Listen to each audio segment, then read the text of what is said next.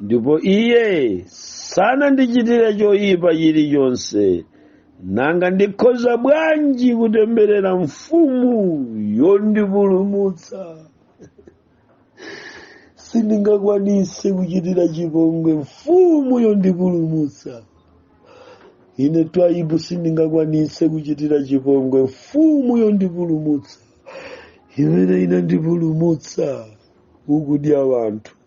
Mfumu yondipulumutsa imene inandipulumutsa komwe magazi. Mfumu imene inandipulumutsa kouluka, kundipulumutsa kundichotsa ku Amazon forest kumene ndinkachita ukaswiri wa mafia kobla, kundipulumutsa kuchoka ku Ganja River, adandipulumutsa ine kuchoka ku Bermuda Triangle, adapulumutsa ine. Ndizanyoza bwanji amene anandichotsa pakati pa ziwanda, amene anandichotsa pakati pa milungu yachikunja. Nditachita za mpira na inu pakati pa chisembwere kwa akazi okongola ku Venezuela.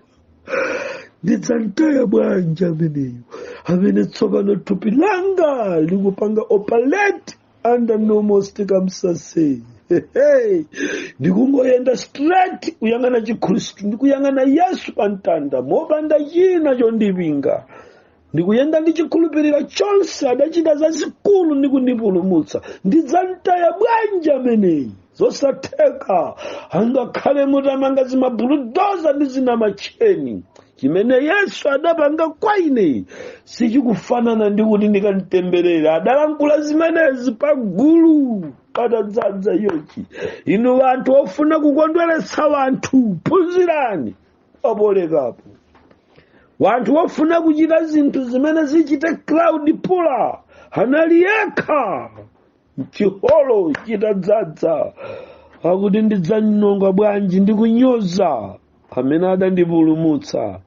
Ndizosatheka, ndizosatheka, ndizosatheka.